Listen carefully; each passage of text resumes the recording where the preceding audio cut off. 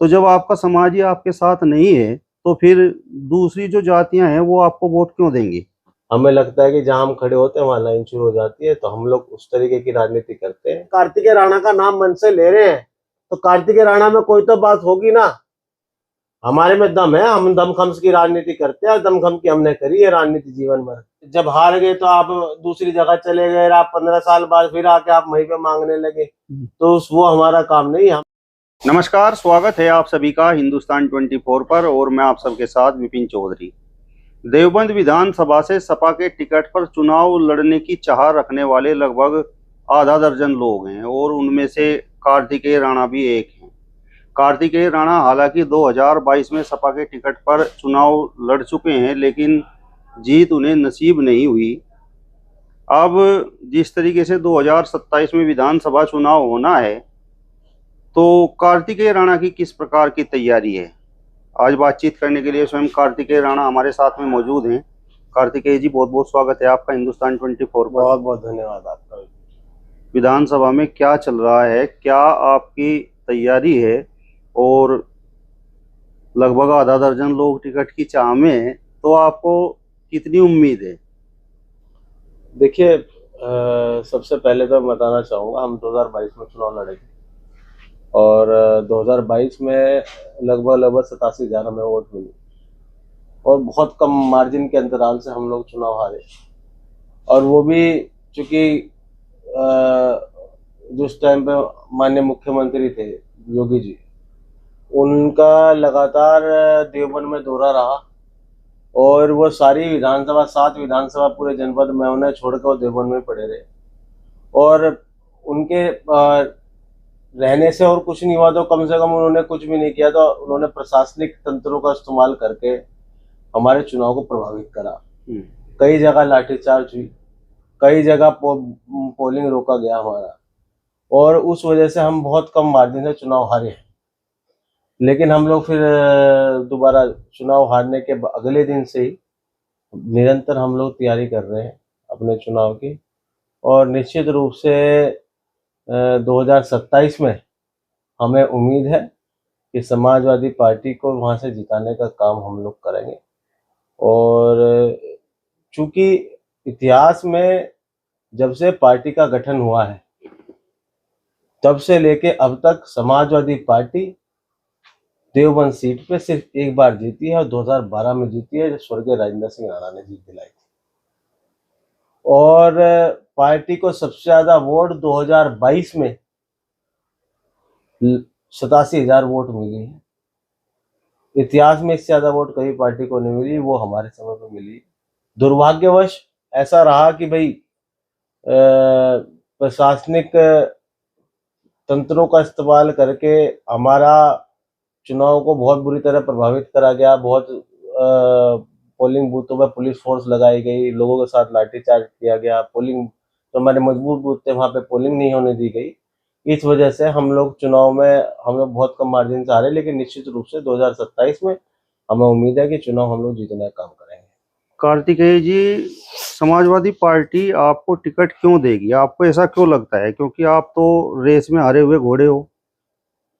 देखिए, ऐसा है, 2022 का चुनाव हारने के बाद माननीय राष्ट्रीय अध्यक्ष जी ने मीटिंग बुला के सभी, अभी भी उन्होंने प्रेस कॉन्फ्रेंस करके कहा था कि जो प्रत्याशी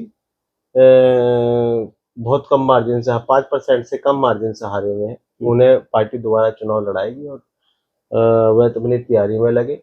चुनाव हारने के बाद ही 4 महीने बाद उन्हें मीटिंग बुला के ये संदेश दिया था। और अभी 2 महीने, 1-1.5 महीने पहले आपने अभी देखा होगा, माननीय राष्ट्रीय अध्यक्ष अखिलेश यादव जी ने मीटिंग बुला के बोला था कि ये चुनाव में हारे हुए प्रत्याशी हैं जो बहुत कम मार्जिन से हारे, वो अपनी चुनाव की तैयारी करें, पार्टी उन्हें चुनाव लड़ाने का काम करेगी।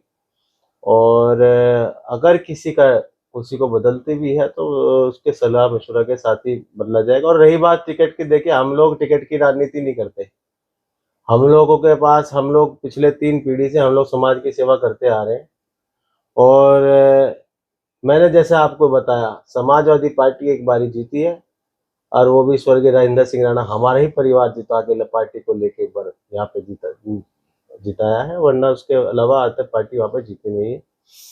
तो हम किसी दौड़ में नहीं है। हम अपने आप को किसी उसमें नहीं मानते कि हम कहीं लाइन में खड़े हैं। हमें लगता है कि जहां हम खड़े होते हैं वहां लाइन शुरू हो जाती है, तो हम लोग उस तरीके की राजनीति करते हैं। और सबको अधिकार है, सब लोग आके प्रयास करें, मांगे, टिकट मांगने का अधिकार सबको है। लेकिन आखिरी जो निर्णय है वो हमारे पार्टी के मुखिया माननीय श्री अखिलेश यादव जी को लेना है। और जो निर्णय लेंगे, तो हम लोग तो पहले भी उनके साथ थे और आज भी उनके साथ है। मैं आपको साथ ही साथ ये बताना चाहता हूँ, 2022 में भी कभी कार्तिकेय राणा ने चुनाव का टिकट नहीं मांगा माननीय अखिलेश यादव जी से। और जिस तरीके से पहले नहीं मांगा, उन्होंने अपने आप बुला के दिया। आज भी हम लोग कभी आज तक अपनी जबान से कभी ये नहीं बोला होगा कि आप मान्य जी हमें चुनाव लड़ाइए। उनका अपना निर्णय था, इसलिए हम चुनाव लड़े और चुनाव बढ़िया लड़े। और बड़े हमें बहुत कम मार्जिन, आप बताइए कितनी सीटें हैं इतनी कम मार्जिन से हारी। और जब हम हार ही गए, अब आप ही बताइए ऐसे कौन कितने प्रत्याशी है जिन हारने के बाद टिकट नहीं मिला है उन्हें। अतुल प्रधान जी को नहीं मिला क्या तीसरी बार टिकट, माननीय अखिलेश जी ने दिया। गंगो से चौधरी इंदर सेन जी को नहीं मिला 5वीं बार, चौथी बार टिकट। तो हम लोग कहाँ रेस से बाहर, हम तो बहुत कम मार्जिन से हारे हुए हैं।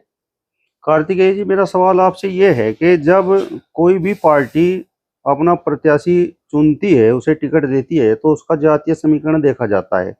और देवबंद विधानसभा की यदि मैं बात करूं, तो जो आपका समाज है, राजपूत समाज, उसका भी वहां पर बड़ा अच्छा खासा वोट है।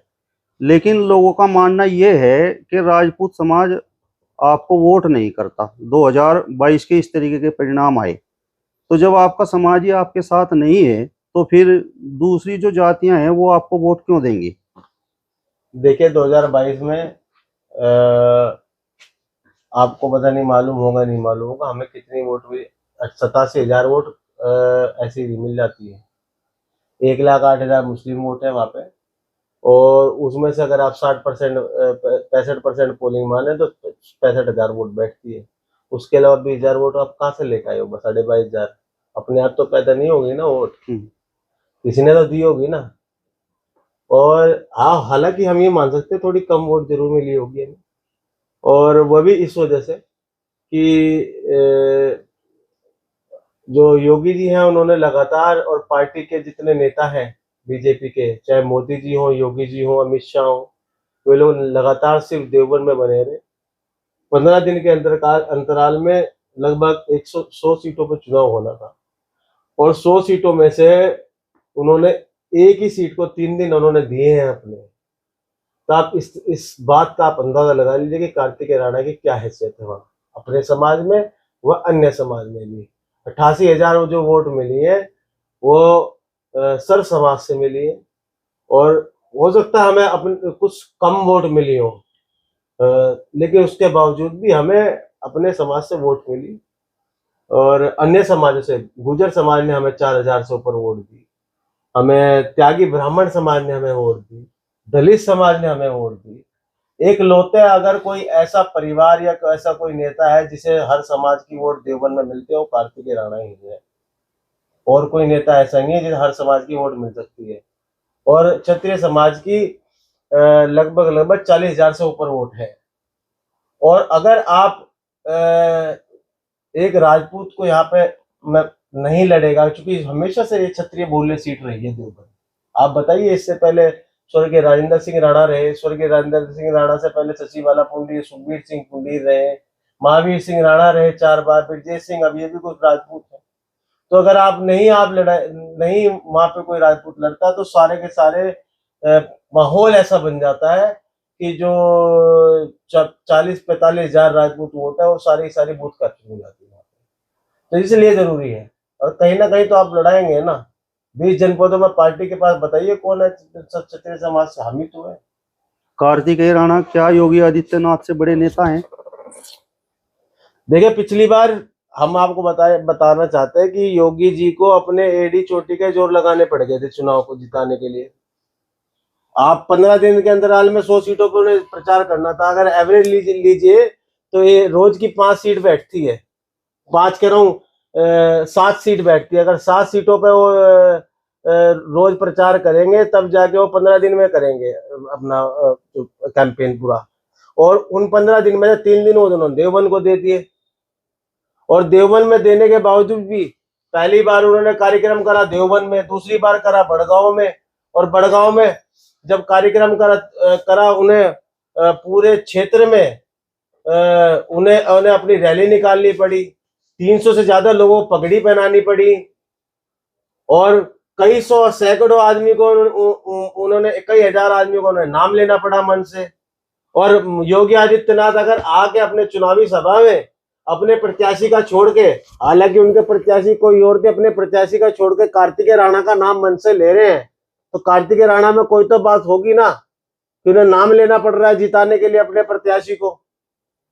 और रही बात पिछली बार की, योगी जी ने ये मैंडेट इन लोगों ने सेट करा था कि इस बार आपको, उन्होंने लाके क्षत्रिय समाज में पूछा था कि आपको मुख्यमंत्री बनाना है, विधायक बनाना है, लेकिन इस बार का मैंडेट हम लोग सेट कर रहे हैं। हम कह रहे हैं लोगों को, आप बताइए क्या आपको मुख्यमंत्री, आपको विधायक बनाना है यहाँ पे देवबंद में, या आपको मुख्यमंत्री बनाना है? और लोग हमारे समाज के, आप जाकर देखिए किस तरीके का बदलाव है। क्षत्रिय समाज के लोग सभी के सब एक सूत्र में बंध के कार्तिकेय राणा के साथ आज खड़े हुए हैं।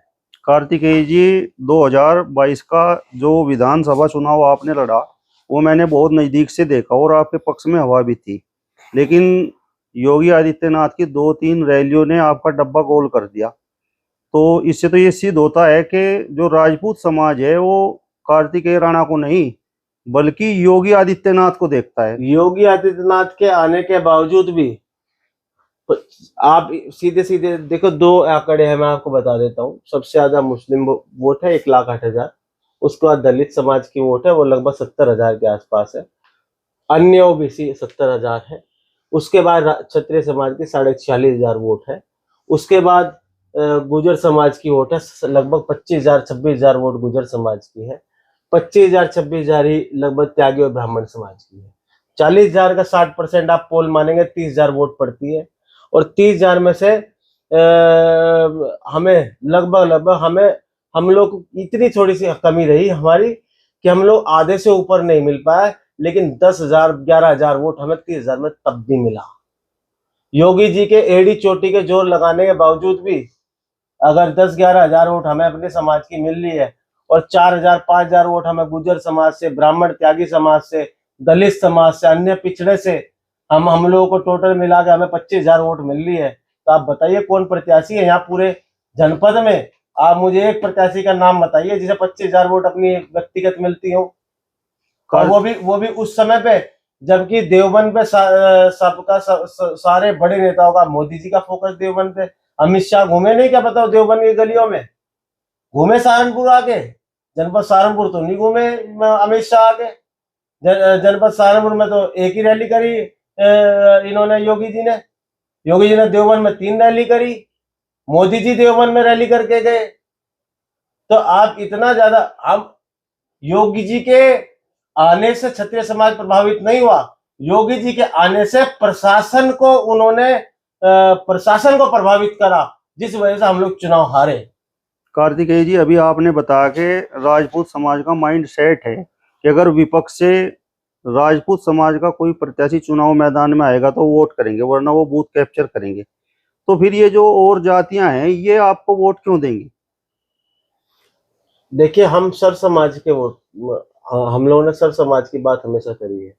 हमारा कहने का मतलब ये है कि अगर राजपूत समाज की, क्षत्रिय समाज की एक ही सीट रही है, अब आप हर तरीके से आंकड़ा देखें, देवबंद में आप राजपूत लड़ाए तो राजपूत जीतेगा, गंगो आपका गुर्जर बहुल्य सीट है, नकुड़ आपकी गुर्जर बहुल्य सीट है, वहां गुर्जर समाज की बहुत वोट है, शहर आपका व्यापारी समाज बहुत है, आप व्यापारी लड़ाएंगे। ये सब पार्टी के आंकड़े होते हैं, मैं आंकड़े के तहत आपको ये चीज बताई है मैंने।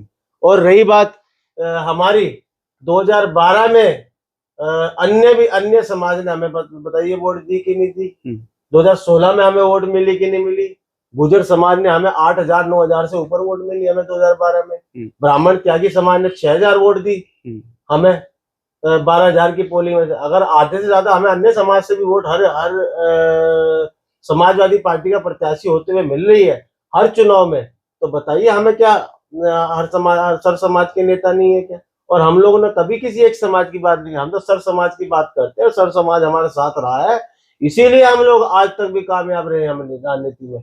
चुनाव हारने जीतने से कुछ नहीं होता है, हारने के बावजूद हम आज भी मजबूत अपने क्षेत्र में। बताइए कोई नेता इतना मजबूत है कि अपने क्षेत्र में, मेरे से बहुत बड़े बड़े नेता है यहाँ जनपद में, कोई अपनी दमदारी से अपनी बात रख सकता है? बताइए, कोई आप दमदारी से अपनी बात कह सकता है क्या?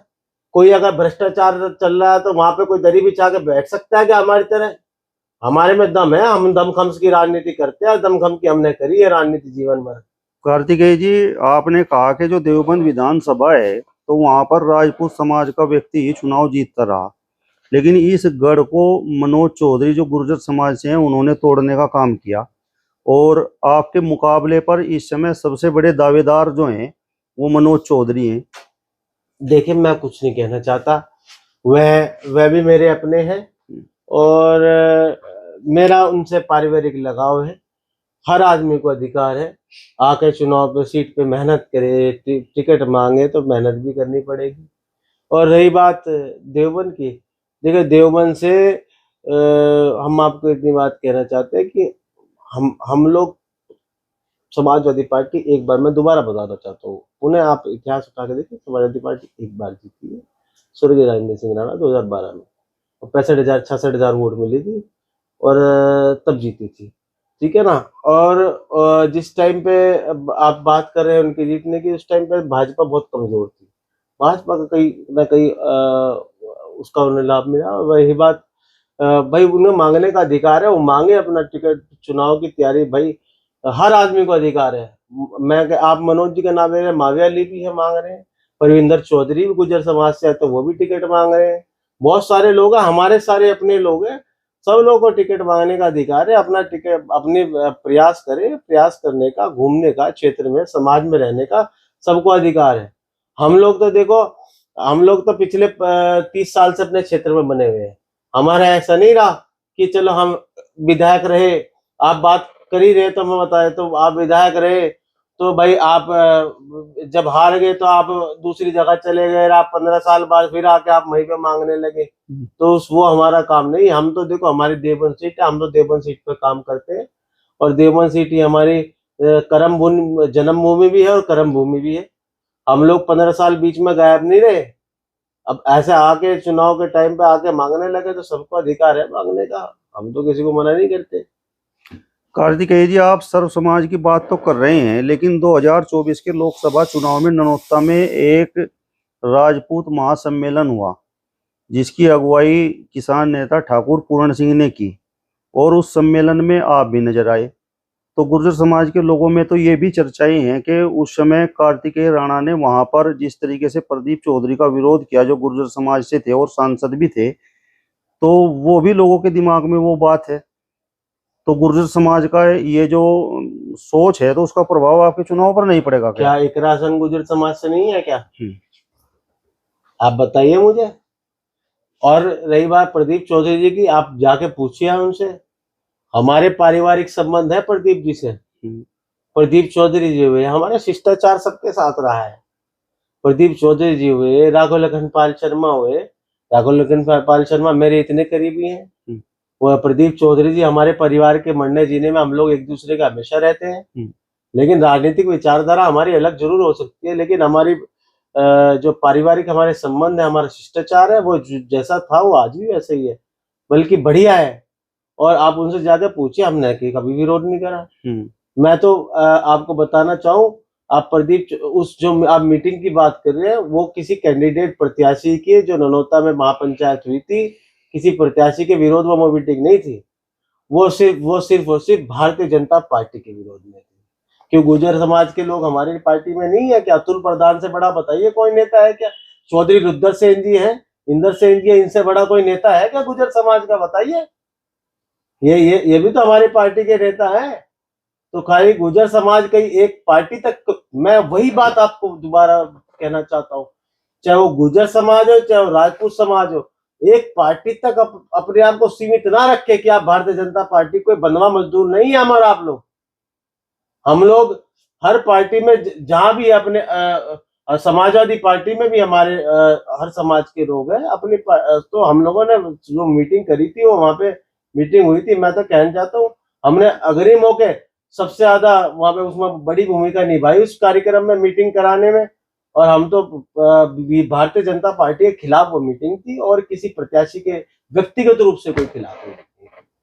आप कह रहे हैं कि आप संघर्ष करते हैं, तो चर्चाएं ये भी हैं कि कार्तिकेय राणा संगठन की किसी मीटिंग में शामिल नहीं होते और आपकी सांसद इकरा हसन, उनका बड़ा अपमान इस समय सुर्खियों में है। तो जो वहां पर ज्ञापन वगैरह सौंपा गया है, तो कार्तिकेय राणा तो वहां पर कहीं नजर नहीं आए।